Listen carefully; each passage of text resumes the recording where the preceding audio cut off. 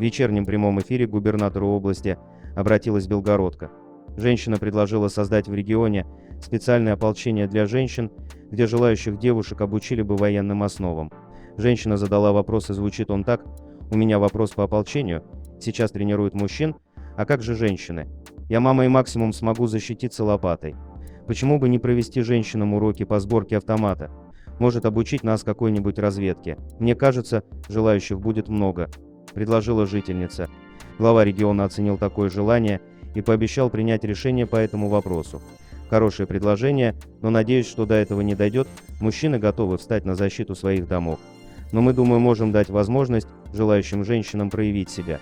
Дайте мне немного времени, посоветуюсь и доложу», — ответил Вячеслав Гладков, губернатор Белгородской области. А как вы считаете, нужно ли обучать женщин военным навыкам? И как это скажется на общей безопасности страны? Напишите в комментариях.